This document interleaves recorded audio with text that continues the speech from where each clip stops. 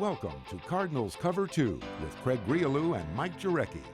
Cardinals Cover 2 is brought to you by Arizona Cardinals Podcasts. Visit azcardinals.com/podcasts. From the Dignity Health Arizona Cardinals Training Center, here's Craig Grialou and Mike Jurecki. Well, I'm not exactly sure how we were able to reel in such a big fish, but filling in for Mike Jurecki here on this Friday is the one and the only, you know him, you love him, Paul Calvisi here. Well, you know what? Paulie Pencilneck, if you keep using adjectives that denote size, then I'll take it. That's all you have to do. You come in here, you call me a big fish. It's a football Friday, Gree, so, I'm glad to see someone's talking football on this Friday. I don't care about the NBA draft and this other stuff going on. We mark the time by the football calendar, and this is the calm before the storm, is it not? It is, and there were a series of conditions that I was told that we had to meet in order for you to come down here. So the number one is there is no math. No math. So no math whatsoever. Absolutely. Especially on a Friday. You're kidding me? No math whatsoever. Absolutely not. And then the red carpet rolling out, and then we got everything you needed, proper water, and everything that you're set so you're comfortable. I don't know. Grant in there had something to say about that. He uttered the words high maintenance, so I don't expect that to happen. There's been no math basically since I failed college calculus, so that's just a long-standing rule. Anything else, I'm not sure. I can tell you're cracking wise already. I mean, absolutely. The booth is talking about how this looks good on paper. All right, today's game plan looks good on paper. Let's see if you can execute. Are you actually going to deliver the game plan? You're just going to manage the team? Well, the pressure's on you. What's going on over here? I'm putting the pressure squarely on your shoulders. When in doubt, I'm just going to disagree with you. Okay. That's how it works in broadcasting. If I have nothing to say, I'll just disagree with whatever you have to say. All right, that works. There we go. All right. That's my mantra around here. All right, how about this? Let's take off here on this Friday and let everyone know what's ahead on the show here this afternoon. Kyler Murray, he's been the talk of the offseason, and for good reason, and the talk has been all good. We have exclusive footage of Murray on the practice field. We'll be joined by rookie linebacker Dante Booker, and there's a new game Justin Pugh wants everyone to play. Where in the world is Larry Fitzgerald? Be sure and stick around for the details. We'll get into that just a little bit later on here on the show. But first things first, the news of the day. And because we all know that there is one person solely responsible for Kyler Murray being the number one pick of the Arizona Cardinals, and that is the gentleman to my right here, Calvisi, who did the hashtag mandatory Murray. So basically, this is your show. We are catering it to Kyler Murray and Paul Calvisi. You're right, because I've never been granted access to the war room once, ever. I've been all over this facility, never been in the war room, but you could see it coming. By. Yeah, you could see it coming. Our key cards over here, they don't grant access to the war room. All right, but honestly, Gree, you could see it coming, could you not? Just the hiring of Cliff Kingsbury and the system he's going to run. And then when all of a sudden Kyler Murray decided to turn down baseball and the 10th pick overall and return the millions, and then the A's came back and he denied him again. He gave him the Heisman as the Heisman winner on the $1 million. And you just realize, okay, this is definitely a possibility. And honestly, we went with mandatory Murray for a couple of reasons. One, I truly believed it was going to happen. Number two, I think it's going to be must-see football. It really is. And number three, I do believe it's the future of football in that the best athlete on the field is going to be playing quarterback more often than not going forward. And I think a lot of it hinges on K2 and K1, Cliff Kingsbury and Kyler Murray. And I think what they do this coming season and in seasons to come will set the tone, truly, for the future of football. I was a little bit slower to the party. And it was a slow build because of all the all the dominoes and everything else. You did it a year ago. Do you do it again as far as drafting a franchise quarterback? But now that it's happened, I'm on board. I'm just as excited about everyone else. We've hardly had any kind of a taste, if you will, or glimpse of what it looks like outside of when you do watch those 20 minutes of practice that we've seen. There is a noticeable difference between his football that is thrown and the other 4 footballs that are thrown. The spiral is tight, and it gets to the receiver that much quicker than anybody else. I mean, think about it. What the Cardinals did at quarterback is they upgraded. They upgraded at the position. like any other position in the NFL. They just decided, you know what, we can get better here. Hence, we will get better here. I know it's unconventional. It's unheard of in the NFL to draft 2 quarterbacks back-to-back in round 1, but this is a much different quarterback than Josh Rosen, and we saw it from day one, just the release. The release is elite. I mean, watch the video. I mean, just it quickly comes out. The ball gets to the spot quick. It's the mechanics are flawless. You talk to the guys who know quarterbacks and have been watching quarterbacks and defend quarterbacks. The accuracy is there. The timing is there. The touch. It's a very catchable football. The receivers told you that right from practice number 1. If you want to know players, ask other players. Yes. And so, everything you see about him so far has been very, very impressive, especially when it comes to the accuracy. And I know we're going to get into that a little bit. Yeah, and knowing you that you co-host the Kingsbury Chronicle podcast, when you talk about this offense, the 2 words that are not associated with this offense are air raid. That is something that does not need to be attached to this offense, but you've kind of come up with your own little nickname for this offense. Well, it's interesting. Cliff Kingsbury doesn't really engage in any sort of the nicknames. Really, he doesn't engage in a lot of the pomp and circumstance. He hasn't even really given a speech of any sort to the team. He's been very businesslike. There wasn't any sort of motivational speech. There wasn't any sort of big metaphor that he used in an introductory speech. He's been all business from day one.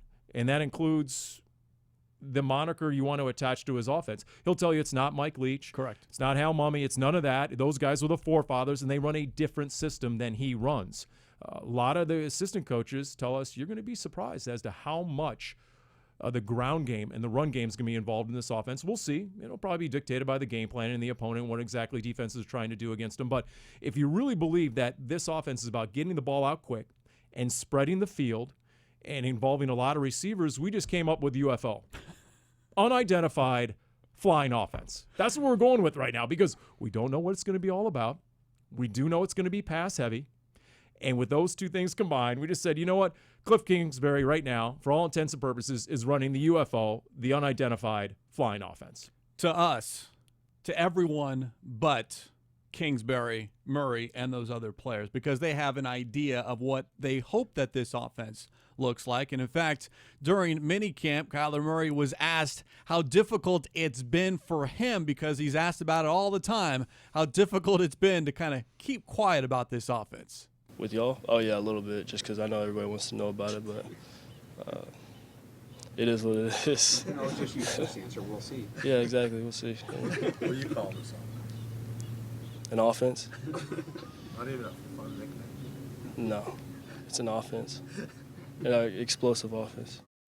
Explosive That's offense. as close as we've gotten to a nickname, Yeah. explosive offense. But he's right, because you've talked to wide receiver Hakeem Butler, all the rookies. Right. I can't talk about it. I don't want to get in trouble. And they're serious. And there it seems like there has been, whether on paper or verbally, you're going to get asked about this. Don't say anything. Now, the veterans, when they're asked, they give an answer, and then you look back and listen and go, oh, they didn't tell me anything. But they at least gave you a 15-second soundbite. The rookies just flat out tell you, I can't answer that question. Coach said not to say anything. Yeah, the veterans are much more well-versed in how to say something without saying Correct. anything. It is amazing, though. Once you start asking about the offense and the scheme and what it's going to look like, everyone turns into Bill Belichick. You get absolutely nothing. There's a gag order, the silent treatment. Hakeem Butler actually looked at me when I was trying to pepper him with a couple of questions and said, "Come on, man, yeah, I can't have Coach all over me. Just stop it already with the line of questioning." But you do get a few things. I've had a few defensive guys say, "Think of the Golden State Warriors in basketball: spacing, throwing the ball all over the field, getting guys in space, getting the ball out quickly." Once again, that's one of the reasons that Kyler Murray is so vital, is such a great fit for this offense, because of the quick release, getting rid of the ball quickly, his ability to read, the fact he's been running this sort of offense since high school, since he was a sophomore and a starter at one of the biggest, best programs in all of the country when they went, 43-0, and they won 3 state titles in big school Texas football. He played in a stadium, and I do say stadium, that seats nearly 15,000 people. So he's equipped for this. If there's a rookie quarterback who's on the verge of excelling early in the NFL, Kyler Murray seems to have everything that it would require. So when you talk about the offense and exactly what it's going to look like, it's going to be predicated on Kyler Murray. and the threat of him running the ball as well. There's no doubt that when in doubt, he's going to take off. And if any team knows that better in the NFL, it's got to be the Cardinals and what they've dealt with Russell Wilson. And that's the comparison that I get the most. A lot of people like to use Patrick Mahomes in baseball in the arm angles. And yes, he does involve a lot of that. And there's some of the accuracy that comes with that. But a couple of guys have told me in the locker room that don't forget Russell Wilson has a very extensive baseball background. And so there's that Russell Wilson comparison that you get. I like to mess with the 12s, the Seahawks fans. And I like to tell them, well, that's cool. You guys got Russell Wilson, and you now made him the highest paid player in the game. And, he's impacting your cap like he's never been done before. But, you have the base model, Russell Wilson. The Cardinals have the twin turbo with the two legs that run the 4-3. And that will change things. If you're going to put a spy on Kyler Murray, who exactly is that going to be? Your typical inside linebacker can't run with Kyler Murray. So you're going to go with a slot corner, you're going to go with a safety. He's going to outrun most safeties. Wouldn't you agree? Absolutely. So it's going to be a matchup nightmare, especially. We had Vance Joseph in here, Gree, and you remember this, and he was talking about just looking at Kyler Murray and thinking to yourself, what happens if we go man? And the offense goes 4 verticals, just 4 9 routes, go routes, and, corners and DBs are running with their man with their back to the line of scrimmage. Hello. There goes Kyler Murray for 10, 15, 30 yards, maybe more. We know at Oklahoma he took it to the house 50, 60, 70 yards at a time. He doesn't just step out of bounds, which is the other reason it's intriguing to me this season. Okay, how often are they going to run it, and how risky are the runs going to be? To what degree is he going to put his body in the line of fire? Well, go back to the baseball background. He knows how to slide. Sure. And I think that will be something that and you can't run this offense, or he can't run repeatedly down after down, possession after possession, because he's going to get himself killed. But learn how to avoid the hits. Okay, instead of a 5-yard gain, I'll go out of bounds after a 2 or 3 yard gain. Let's get back to the huddle. I'm fine, I'm fresh, and then let's try to run the next play. And he doesn't sound to me like he is a run-first quarterback. Run if necessary, but that was something that everyone pointed to. Oh, he's going to scramble out of the pocket and run. No, he scrambles, yes, but he's buying time. I agree. You tend to think of maybe Lamar Jackson a year ago, and that was more of a run-first offense for the quarterback. That's not Kyler Murray by all accounts. If you believe Lincoln Riley, 85 to 90% of his throws came from the pocket at Oklahoma. And based on what we've heard out of the locker room and what guys are willing to tell you, he truly is a pocket quarterback first. He's going to read the defense. He's going to get rid of the ball. He's going to do it with accuracy. I'm curious on game day if Cliff Kingsbury is going to take a page out of that book that Sean McVay innovated, in that he's going to hang 20 to 30 yards behind the line of scrimmage. And if the Cardinals are going up tempo, no huddle, and now all of a sudden Cliff Kingsbury's in communication with his quarterback, Kyler Murray, via the helmet, speaker, and the headset. And not only is he giving him the play call, but he's starting to read the defense for his rookie quarterback and let him know what his first 2 reads are. That's intriguing to me, because that has been very effective and very instrumental in the success of Jared Goff, going from a disastrous rookie year under Jeff Fisher and company to a Pro Bowl quarterback his second year. Yeah, give him as much help as possible, as you're allowed to under the law, of course, the rules of the NFL. But and a lot of defensive guys don't like it. Oh, yeah. I know in London after the game, because the crowd didn't know when to cheer sometimes, there was silence at the wrong times in the game. And the Cardinals defensive players like, man, Jared Goff's under center, and you can hear Sean McVay's voice blaring out the ear holes, and he's reading our defense. So a lot of defensive guys think it's an unfair advantage, or the offensive guys are pushing the envelope in that rule, because really it was designed just to communicate the play within the crowd noise of a stadium.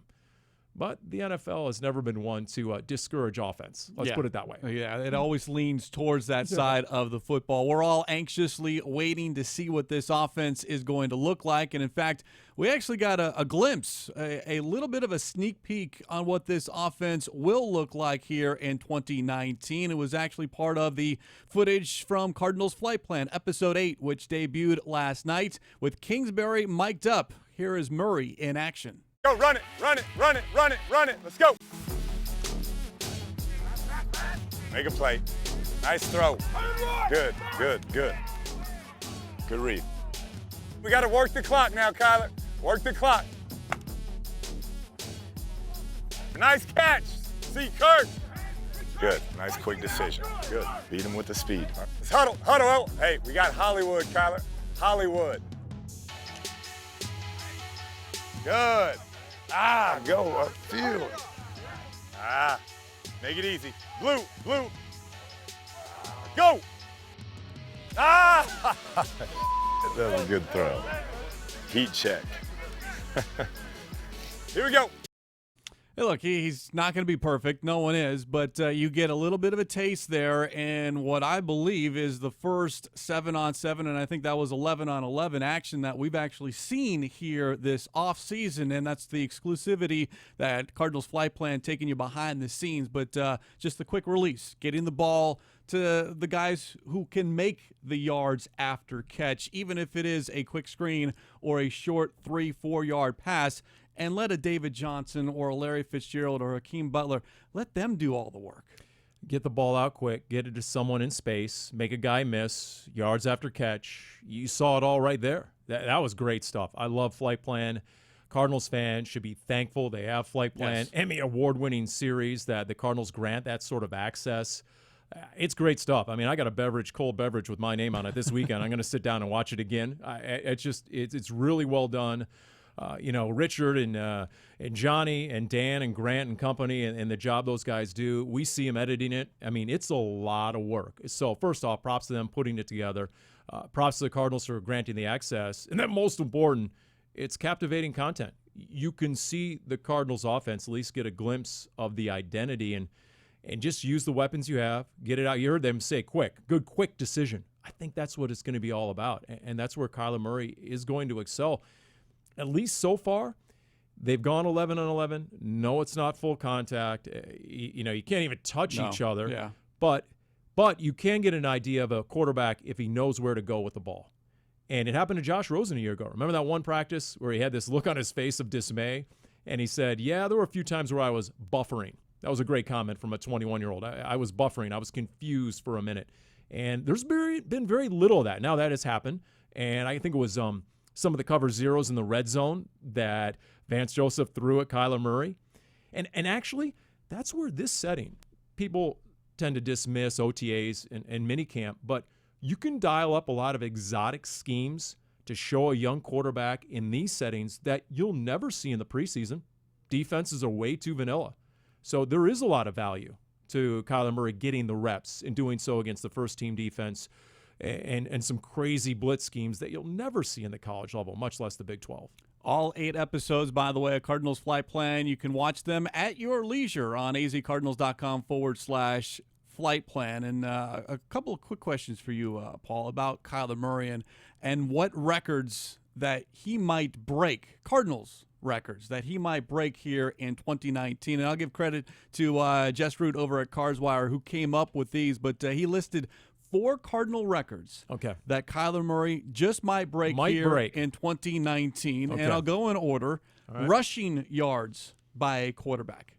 That seems obvious. You're asking me what is the current rushing? Well, no, I'm not going to. I don't. What is it, by the way? Do you have it? Are you that smart? Oh, I have no idea. I have no idea. The rookie record, Jake Plummer, in 1997 had 216. 216. So for Kyler Murray, that might be 2 weeks worth? That'll be by the end of September, easy, no doubt about it. By the way, we love Jake, and he admonished me a little bit on draft night because he was up on stage at the Cardinals draft party, and I was talking about the future of football and the dual-threat quarterback and the ability to run with it, and Jake grabbed my mic. He's like, Calvisi, what about football past? Wasn't I doing that back in the day and running with some athleticism at quarterback? He was half joking, but he was not to this extent, but yeah, a little bit. I said, Jake, you're not leaving DBs in the dust. did you get to the stick sometimes, and did you elude a lot of pass rushers? You sure did, but not like Kyler Murray figures to do. The team record is held by Tim Rosenbaugh, 1990, 470 yards rushing. Wow. Okay, that's the overall team record. Correct. 470. I'm guessing the offensive line was poor that year, and it was more of Rosenbaugh running for his life. I think 470 is doable. I don't want to see Murray run a lot because that tells me that the offensive line is not doing its job. But if he has to run, I think 470 is a good number. He might be able to get to 500. You know what I do expect, though? I expect the threat of the run on the first or second series of the game every game. Just to put that in the mind of the defense. It's sort of the inverse of what Chandler Jones does to a tackle. He said, in the first series, at the very least by the second series, I'm giving him an all-out bull rush. So now he knows I have it. I have it, and I can go to it at any point. But that one bull rush sets up every one of my other moves. And so Kyler Murray, with a design run of some sort early in the game, I think is going to keep a defense honest going forward from there on out. All right, now wins by a rookie quarterback. The record, Matt Leinart and Neil Lomax, both with 4 wins their rookie seasons.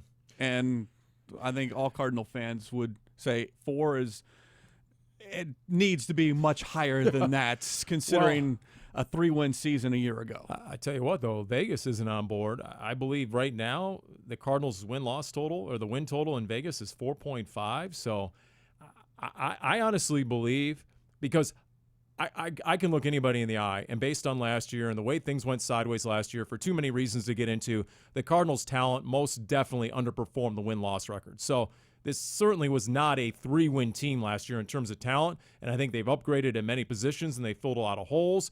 Now, does it come to fruition in a tough division with a rookie quarterback who historically rookies can be prone to a lot of mistakes? We'll see. We'll see, but that looks good up on the bulletin board right now, no doubt. Another rookie record that Matt Leinart has, passing yards by a rookie quarterback. And again, these are all Cardinals records. Matt Leinart in 2006, 2,547 yards. He had that one 400-yard-plus game at Minnesota. I remember that. In fact, I was standing right there in the postgame locker room in Atlanta when Kurt Warner got pulled, and Danny Green literally came over my shoulder as I was interviewing Matt Leinart, my back to the hallway, and there's Matt, and he was about your size, so I'm up like this, like Matt, and I said, do you know who's going to be the starting quarterback next week? Denny Green's hand, rest in peace, right? Grabs it, rips it out of my hand, and says, Matt's going to be our starting quarterback next week. You're done, Matt. And so, boom, there we go, and the rest was history his rookie year. Love the Dennis Green backstories, by the way. There's a lot of them. The last rookie record, touchdown passes. Jake Plummer has it in 1997 as a rookie, threw 15 touchdown passes in 10 games. So 10 not games. A full season, but Right. Again, these records I think are all doable, and especially and you've talked to Kyler Murray a lot of times. It's all he cares about is the wins. And you know what? I expect, just because he's a rookie, he'll average, I think, 2 touchdowns a game and probably 1.5 interceptions per game. There have been, if you believe what guys are saying in the locker room, because a lot of guys have volunteered the information that they had an interception that practice. So there have been interceptions, no doubt about it. But Cliff Kingsbury explained this more than once, and he did so on his podcast as well, that they're purposely taking chances. Yes. They want Kyler Murray to test a Patrick Peterson at times. They want him to test different coverages, and DJ Swearinger, the savvy with which he plays, Budda Baker, the way he breaks on the ball. He needs to learn that. He needs to be acclimated to not just the speed of the game, but the prowess of the DBs and their ability to read a quarterback. And Kyler's mentioned that more than once. You know that they're very smart. You're not going to trick most NFL defenses. You might get away with something in college just from a game plan standpoint. Not typically going to happen with an NFL offense that has all week to study your tendencies and your offense. So, you're going to have to make sure your end is precise. And that, to me, was the biggest question until now. Until I heard everyone rave about his accuracy. And if you want to use Matt Leinart as an example, you remember he came out of USC and he was a Heisman winner. Yes. And that team was dominant, an absolute juggernaut on offense, just like Oklahoma. And more often than not, probably 8 times out of 10, the receivers he threw to were wide open. And by that, 3 feet, 3 yards. In the NFL, it's 3 inches. A guy's open by this much, and the ball's got to be there. And so for everything else that he has, to me, the most important thing we've seen so far in the last 3 months is that he's an accurate quarterback. Because if you're not accurate, a lot of those other skill sets don't matter in the NFL. And it's hard to get better with accuracy. There's a lot of people believe that you can't get better. You are who you are as far as throwing the football. No, we know you're all in on Kyler Murray, and I think we found someone that is just as excited as you are about the Cardinals starting quarterback. Dan Orlovsky, former NFL quarterback turned ESPN analyst. He joined Mike Greenberg on ESPN's Get Up recently and absolutely raved about the young quarterback. It's Cliff Kingsbury, his coach, saying he can drop it down. Pat was the same way and is the same way. Remember, he coached Mahomes in college. They can drop it down and not lose accuracy, not lose touch. They're so used to throwing from different platforms, different angles in baseball, and it just translates over to football for them. Does that seem to you to be a reasonable comparison, Kyler Murray to Patrick Mahomes? There's some traits there that stand out, absolutely. I mean, you're comparing him to a guy that took the league by storm, MVP last year. All the Cardinals players are doing is telling everybody what we've been saying on the show for a couple months now, is sometimes with athletes, you can just see that they're different. They do stuff that you just haven't seen before. I love Cliff Kingsbury's comments of like their ability to drop down and whatnot. Like the Kyler Murray has this ability to make all kinds of throws no matter what the situation is. We saw this from Patrick Mahomes last year, on the run, full speed, my feet aren't set. This throw against Texas is nuts, that his feet are one way and it's perfectly thrown another way. But we saw this last year from Patrick Mahomes. That's why these comparisons, and also it's not just the eye test. These guys last year in college, production-wise, touchdowns, yards, are almost identical. So there's a lot of things, game-wise, production-wise, the way they play, their traits, that are very similar. And the reality is this, Greeny, that's why this kid was one. That's why you had to get over the height to realize this kid does things that you don't normally see from players at that position. I understand. To me, the comparison I've been hearing had been Russell Wilson, because maybe part of it is because of the size, the baseball background, and all the rest of that. But if all of a sudden we're going to make this kid Patrick Mahomes, then he really is going to take the league by storm in a way that you're talking about. I believe he will. I believe that first season, this first month of this season in September is going to be absolutely spectacular, and he's going to do some special stuff. The Russell Wilson comparison we've heard since the beginning. The Patrick Mahomes, though, and I said this on an earlier episode here on Cards Cover 2, that it was on the Kingsbury Chronicle podcast that I first heard it. And it was your question to Coach about the arm angles, the baseball comparison, not the overall package of Patrick Mahomes, but just that singular trait about dropping the arm, different windows in which he can throw it. That's the Patrick Mahomes comparison that we all have to keep in mind, not the fact that we expect him to be the MVP and throw 50 touchdowns when he steps on the field here in 2019. No, that is a great point, and that was the question on the Kingsbury Chronicle podcast about the baseball background. Does he see a comparison to the arm angles? And then the follow-up question the following week at the press conference. Yes. Maybe the catalyst was his podcast, and then that's where the comments became mainstream, and you saw it right there. I mean, I thought no one was more bullish on the future of Kyler Murray than yours truly, and then Dan Orlovsky came along. And honestly, I'm not quite there yet. I have too much respect for the NFL and the history of rookie quarterbacks, the greats struggling the rookie year, from John Elway to Peyton Manning setting the all-time rookie record with 26 interceptions. Now, there have been exceptions. Most recently Andrew Luck with the Colts. And so he excelled, and with BA, by the way, and they made the playoffs. And so it can be done, obviously. And Patrick Mahomes in his first full year as a starter, obviously.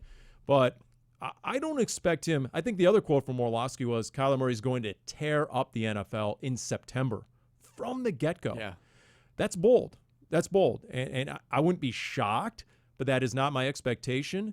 I know DJ Humphries told us in front of his locker about a month ago, believe the hype, when I asked him for his first impressions. And then other guys say, even Corey Peters, who's a very understated most of the time, said he expects, quote, fireworks. So look, guys have seen enough to know, and other players, and what they've seen so far have led to some pretty daunting expectations and predictions, and that's what makes this very, very intriguing come camp. I think preseason is going to have more eyeballs on it than ever, just because everyone's trying to get a sense, okay, what is this kid all about, and what is he truly capable of, and how quickly? Larry Fitzgerald also has been praising Murray. He was actually stopped after last minicamp practice. NFL Network in town, and Steve Weish stopped Fitz to ask about Kyler Murray. You've played with so many quarterbacks since you've been here, Larry, and now you're seeing a young player like Kyler come in. What is he doing that kind of sets him apart from maybe some of the other guys you played with? Well, I think the combination of the two. I mean, his familiarity with the offense, coach runs the same offense he's running in Oklahoma with Lincoln Riley.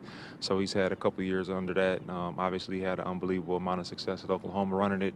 And so when he got here, I mean, he was already in the driver's seat in terms of his understanding the concepts and where the ball's supposed to be going on every single play. And, I mean, he's getting us lined up and directing us to where we need to be going. And he's only been here, 3-4 weeks. So it bodes well for us at that position. And, obviously, the physical attributes speak for themselves. So he was familiar with the offense, but most of you guys weren't. I mean, what about the transition you're having to make to learn the scheme? Well, it's completely different than anything you've ever run. I've, come from, traditional offenses for the most part, and this is, have a little bit more run and shoot concept. So it's a learning for everybody.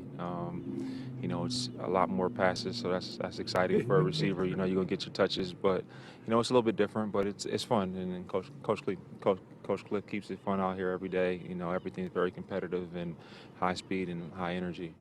And that's the big difference between this discussion a year ago with Josh Rosen and the talk this offseason with Kyler Murray is Murray's familiarity with the offense. He's already a step or two ahead. Rosen was praised as well by the veterans, how he carries himself.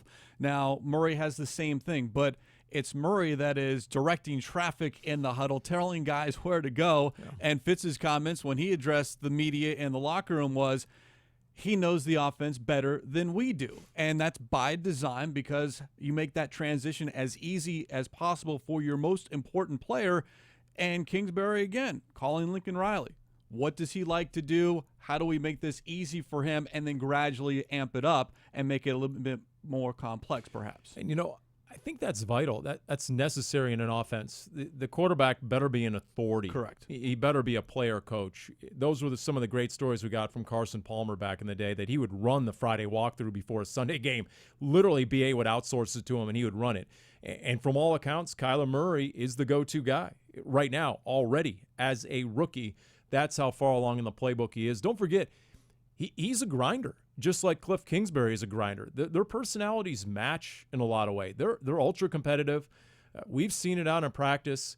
Even though you can't report on the particulars, I can tell you the competition level in practice has significantly ramped up. There's no doubt. And some of it has to do with the likes of a DJ Swearinger and other guys out on that field. These are competitors. That's something that Tyrann Mathieu used to bring that I thought they missed in practice. And some of that is back. And a lot of these defensive guys are like, man, we don't want to look bad going against the rookie quarterback. And so that just elevates the level when Kyler Murray's doing that kind of stuff. And then when Kyler Murray takes off, the other great quote this offseason has been Larry saying he has the ultimate exit button. And so when you go around the locker room, and I've done this quite a bit, have you seen flashes of his elite speed and athleticism? And guys will pause, their eyes will go wide, and they say, yeah, we've seen it. He's only flashing for about 10 or 15 yards, and then he throttles it down. It's almost like a dragster, just sort of burning the tires to get ready for the green light. He's sort of done something. He's flashed it here and there, enough for the guys to know he has that athleticism, but he hasn't unleashed it yet. And he's not real big on talking about it either, because it was part of your first question at the draft party on the Great Lawn. You asked how fast is he, and maybe 4.3. And he seems a little shy and doesn't want to come out and say just how fast, because he didn't run at the combine, didn't run at his pro day. So we haven't seen it, and we certainly haven't seen it out on the practice field because it's, you're in shorts and helmets and you're going half speed anyway. Do you know he actually started that answer by saying that he wanted a shot at running a 4.2 something. I was like, what? That's like Deion speed. That's ultra elite. And he said, but I'm definitely a 4.3. That was his answer. He wanted to race his former Oklahoma receiver, Marquise Brown, Hollywood Brown. That was sort of the running gag, if you will, with Oklahoma football. Is who's faster, and at the end of the season, we're going to have this. Well, they couldn't do it because of the foot injury, Marquise Brown. And both of them still maintain that one guy was faster than the other. Well, if he's on par with that, because Marquise Brown is a legitimate low 4.3 guy, then look out. It will be very interesting. I mean, it's one thing to get into space and run for the sticks on 3rd and 11, and Russell Wilson has done that more times than we count, and it's so vexing to a defense. But if you can turn the corner and he just hits the Jets and he's all the way down the sideline, I mean, I'm all in on that. I'm smiling about preseason games. And normally I'm not giving myself the nickname Paulie preseason because, it can be drudgery and so forth. Not this year.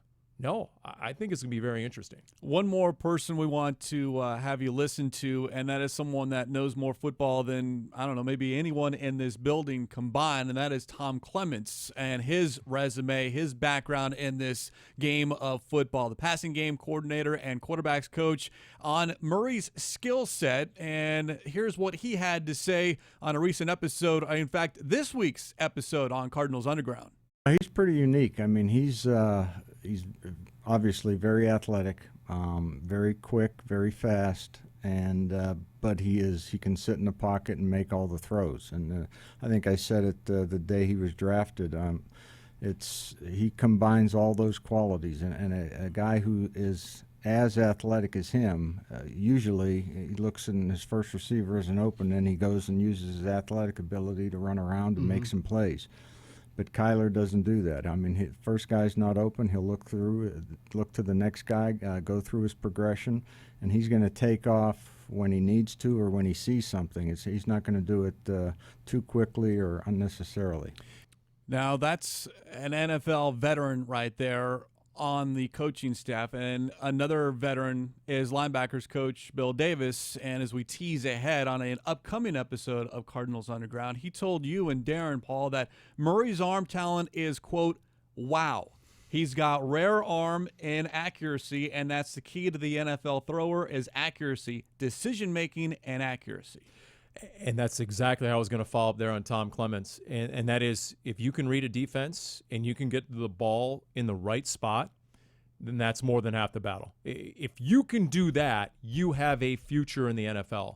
And if they've seen that already, if they already know that he can go through his receivers and try and – that was Kurt Warner. Kurt Warner didn't have the arm talent that Kyler Murray has, but he had the ability to find the fourth receiver on 3rd down and 11, Steven Spock, and find that guy and do so and put the ball right on the money. You know, last year there was quarterback play was up and down, and quarterbacks were up and down, literally. They got sacked more than 50 times. But at times the accuracy waned. But even when there were completions, a lot of times, if you remember, there weren't completions to receivers in stride. And that's so key. Oh, yeah, they come back to the ball. They come back to the ball. They had to stop their gait. I mean, a turner, and then all of a sudden there's no yards after the catch. So if you're getting that ball on the money to a guy in stride, especially in this offense, for example, a Christian Kirk on a crossing pattern, and now he's got that on the money, he can immediately catch and turn it upfield, and the threat of a big gainer, we saw that a couple of times last year, then that really makes a huge difference. That in a league where 4 or 5 plays decide every single game, those few inches on that one key play can be all the difference between a win and a loss. It is a Football Friday here on Cards Cover 2 as we broadcast from the Dignity Health Arizona Cardinals Training Center and broadcasting as we always do in our Bose QC35s.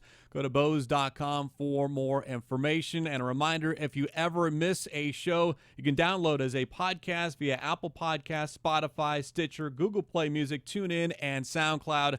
And don't forget all of your favorite Cardinals podcasts. One location, azcardinals.com/podcast, including this week's episode with Coach Tom Clements and Paul Calvisi and Darren Urban on Cardinals Underground. That's really impressive there, Greg. No prompter, by the way. I just want to point that out. No prompter. Now, and he's just rattling off all that contact information. Are you kidding me? That's like information overload. It's all about cross promoting here on in Arizona Cardinals. By the way, the Cardinals do great work in the community as well. Now they're asking for you to get involved in honor of its 100th season. The NFL is inviting fans to join the Cardinals players, and the other teams in a volunteer initiative called Huddle for 100. The goal of the campaign is for NFL fans to donate 100 million minutes of time to help shape what our communities will look like for the next 100 years. Those fans that do donate will be entered for a chance to win a VIP experience at the Super Bowl in Miami and other great prizes. Go to azcardinals.com/Cardinals Huddle for 100 for more information. You know, you mentioned the 2 assistant coaches there, Tom Clements and Bill Davis. And I just want to throw out something real quick, and I think this is a big factor in what we've seen so far, and that is this staff. Adrian Wilson sat right in this chair and said one of the big reasons they hired Cliff Kingsbury was his self-awareness. that he didn't come in and have know-it-all-itis, as I call it. He came in and he realized, okay, there's going to be a transition to the NFL, just like there's going to be for Kyler Murray. There are things I need to learn and adapt from my college playbook, et cetera. I need to go to guys with those years of NFL experience and literally ask them, will this work? Will this not work? Why not? Tell me why I'm off base here. And then it was Sean Kugler who said recently on one of the Cardinals broadcasts about learning the guys on the staff and the fact that not everyone has a history together is a good thing. That sometimes when you have to prove yourself to earn the trust of your fellow assistant coaches, that's good. That you haven't known a guy for 10 or 20 years, and maybe because you have that equity built up, you don't get the most that assistant coach has to offer. That hasn't been the case. Everyone's had to prove themselves to the head coach for the most part, and I think that's elevated the level of coaching and the level of competition in a lot of ways throughout the building. And prove it every day. Every day. Not anybody can prove it once, Gree. Okay, so Adrian Wilson, Ron Wolfley, the T-shirt needs to be amended. Heretofore and henceforth, it needs to read, prove it every day, because humans inherently are going to slack if you give them an opportunity to slack. And so you have to put on there every day because that's the way it works in the NFL. That's what we call throwing a softball up here and just letting Calvisi hit it and run it. That's right. All right, let's take a timeout from the Kyler Murray discussion and talk about another rookie, undrafted linebacker Dante Booker, a highly recruited player coming out of high school, five-star recruit, went to Ohio State, spent 5 seasons there, though they were one injury after another injury. He went undrafted, but has landed with the Cardinals now as an undrafted free agent. Paul and I had a chance to catch up with him earlier this week. So your story, I think, is a story of perseverance and commitment. But before we get into that and how you got here, just the 2 weeks that the rookies have to themselves here at the facility post minicamp. What are those 2 weeks? What are you guys doing without the veterans around? Well, I think we got a little extra time, so we're just getting in the playbook, and we're still working out. Obviously, I just got done doing that. But yeah, we got a little with the extra time. We're going out to get some food and just kind of bonding a little bit. So that's correct. Cool. It's what they're not doing. They don't have to make donut runs for the veterans. Some of the other things, right? Yeah. I've been lucky. I haven't actually do that yet. So okay. The key word there is yet. What are the typical rookie duties, though? You've heard stories. What are here in 2019? It's not as severe as it used to be, but what's still involved with being a rookie? Well, I heard about some guys buying a bunch of waters, and I was really to the extent of it, just a ton of water. That's good. I guess some of the guys didn't like the Dasani or something. So so they needed some designer water or something. Something like that. I gotcha. Well, high maintenance, the veterans. Fiji water. Yeah, that's right. Like okay. All right. Yeah. How was the transition from Ohio State here to the NFL? I know it's a short period, but how was the NFL experience so far? I really didn't want to have any expectation coming in because I didn't want to be like surprised or just too thrown off. But I think Ohio State, they really developed guys for the NFL, and like with the workouts and practice, I feel like I prepared for it, just with the the tempo and the time you gotta put in. I mean, there are a few programs, Alabama, Clemson, Ohio State, where I'm guessing it's not that radical, different, the level of talent and athleticism out on the field. It can't be a complete shock, right? I mean, no, definitely. Yeah, I agree with that. Yeah. How about the fact that Billy Davis is the one constant for you? Or explain to everyone, he was your coach at Ohio State for a couple of years, right? Yep, he was my coach for 2 years after Coach Fick went to Cincinnati, and he's been great, just being in my corner, and I'm just definitely blessed to have him. Got any stories for us here, just between the three of us? What type of stories? Any Bill Davis stories that you want to share that how he was and on the college front? And we love Billy because we go way back to when he was defensive coordinator here over a decade ago. So we love the passion. Yeah. He obviously has the football IQ, but you realize right away he cares about the game and his players, doesn't he? Yeah, absolutely. So for you, how much of an advantage is that? He's got to know your skill set. That's got to help. Is that how big a reason was that you came to the Cardinals? I think I think that was a huge reason, to be honest. And like I said, I'm just thankful that he's been in my corner, and just how it happened. I'm thankful for that. Was there an expectation draft weekend for you? Well, I kind of knew my situation, and just with everything, I didn't want to expect too much. I kind of expected to be undrafted, just like I said, my situation, my career, with no injuries and all that stuff. So, yeah. When teams asked you about the injuries, what'd you tell them? That I'm healthy, No, that was really it. I'm healthy.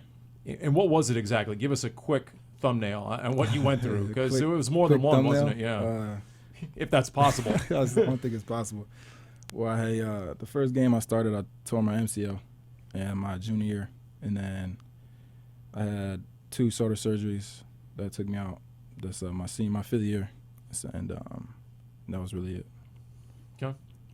The expectation for you, high school. I mean, you were a 5-star recruit, Mr. Football for Ohio, and then you go to Ohio State, and then it's one injury after another. Yeah. But you stuck around and you persevered, as I mentioned at the start of this. How difficult were those 5 years? Because you had a lot of teammates, Paris Campbell, high school teammates, and then you see where he is now, and just how you were able to handle that, not the physical part, but maybe the mental part. Yeah, it was definitely tough, but I had a great support system. You know, guys like Paris, that I could talk to, and all those guys, all my guys. I just kind of fell back on them, and fell back on my faith, and it was tough, but I just persevered. I had to gotta work, gotta eat. I mean, there's being the big man on campus, and then there's being Mr. Football in the state of Ohio. That must have been pretty cool. Yeah, it was cool. Yeah, it was cool. I was honored to receive that. What do you get? Do you get like a big trophy? Do you get some sort of crown? What comes along with that? I actually didn't get a trophy. Really? No, okay. Plaque or anything? Okay. No, I didn't get nothing. Okay. I got a newspaper front page. Okay. That was it, though. I don't know what's up with that. So what's your level of confidence then that you can compete at this level? I earned the starting job 2 years in a row, and injuries happen, and so I think that's kind of just, if I look at that, I can say, I can play with these guys. But, I mean, I just know personally that, what I can do, and I've done it before. So just knowing that I can play with these guys for sure. Are they moving you around? Are you more inside or outside as far as where they got you lining up on the field? I'm inside right now. There's a possible right there. I mean, that's a position, Paul, that's would you consider not a weakness, but there is a question of depth as far as inside linebacker. Absolutely. Do they have you more at the mic, at the will? Do you have to know both? How does that work? It's the Mo.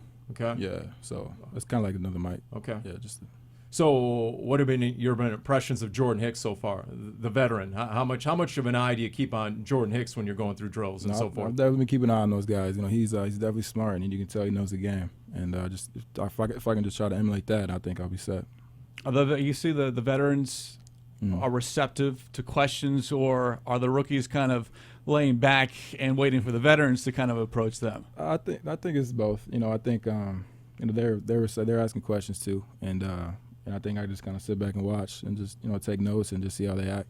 And they're all setting it great. They're setting the bar high, so I'm definitely grateful for that as well. It's one thing at this point in the season, and in just shorts, you can be a skill position player and impress. But come on, you're an inside linebacker. You got to wait till the pads come on. Yeah, exactly. So when they do come on, if you're putting stuff on film that you're proud of, what would that entail? What sort of player do you hope to show the coaches you are? I hope to show the coaches that I'm every play. I play with a motor, and just from the set hut to the end of the play that I'm moving, and just out there giving the play my all, really.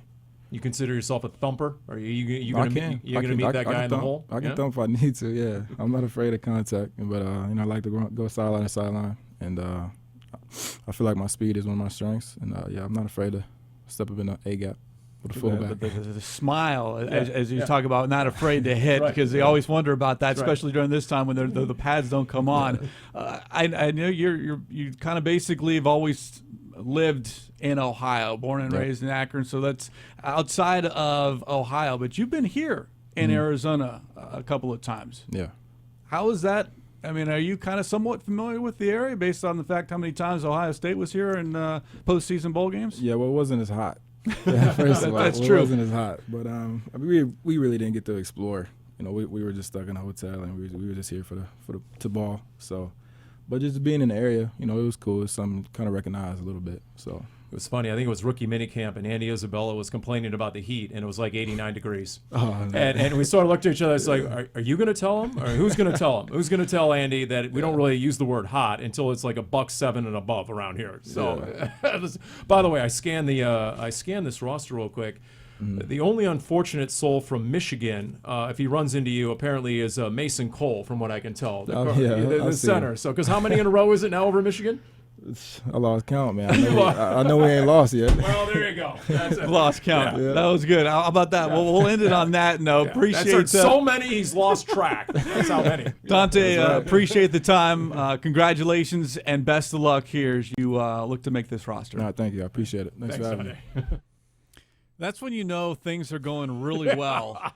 It's lopsided. I lost count. Yeah. So it's really no longer a rivalry, the Ohio State-Michigan rivalry that is now taking place here on the Cardinals roster. That hurts if you're a Michigan fan. If you're a fan of the maize and blue, and Ohio State has lost track of just how many times they've trounced you, including 60-plus points, some sort of 60 burger they put on you last year. So think about that, though. If you want to talk about Ohio State, you're talking about a guy who won the starting inside linebacker position 2 years in a row, only to see his season end with injury. But if he has that kind of ability on that sort of roster, one of the elite college football programs, and if he really is a sideline-to-sideline guy with his speed at 6'3", 240, I mean, it really makes it intriguing to watch him. Number 51, keep your eyes on Mr. Dante Booker in the preseason. I know I will, because there is room to be had behind Hassan Reddick and Jordan Hicks. That's wide open. And if he can learn that playbook and get that down pat. But he certainly looks the part and has all the measurables. It's been a series of unlucky things because of the number of injuries he's experienced. We continue here on the Football Friday here on Cards Cover 2, broadcasting from the Dignity Health Arizona Cardinals Training Center and broadcasting as we always do in our Bose QC35s. Go to Bose.com for more information. A reminder, if you ever miss a show, you can download as a podcast via Apple Podcasts, Spotify, Stitcher, Google Play Music, TuneIn, and SoundCloud. And don't forget, all of your favorite Cardinals podcasts can be found at azcardinals.com/podcast. So it is a Football Friday. It's also a Fitz Friday. Oh, Larry nice. Fitzgerald, he speaks to the media on Thursday, so then we turn it around on Fridays during the season and call it, the best of Fitz, 2 minutes, 3 minutes worth of stuff. But we know in the offseason, number 11 likes to travel. Well, this week, those travels took him to Berkshire, England, and the 2019 Royal Ascot, which I am told, Paul, is one of the leading race courses in the United Kingdom. Wow. Well, the feature race on day 2 of Royal Ascot, the Prince of Wales' Stakes, was won by Crystal Ocean. And what a wonderful performance it was. A horse trained by Sir Michael Stout, ridden by Frankie Dettori, owned by Sir Evelyn de Rothschild, whose wife, Lady de Rothschild, is with us now, with her great friend, Arizona Cardinals star, Larry Fitzgerald. And you were enjoying the success together. Just tell me about your friendship and how you know each other. We've known each other for quite a few years, and I love the family. And they mean so much to me. They taught me so much over the years, and to be here and be able to witness this great race is just a dream come true. Lady de Rothschild, you picked a good day for it. We picked a good day. He brought us luck. Now He's my third son. every time he runs. Yeah, because everybody was saying that it's wet, and I don't know if he's going to do too well in the wet conditions, but champions always become champions. Cream rises to the top.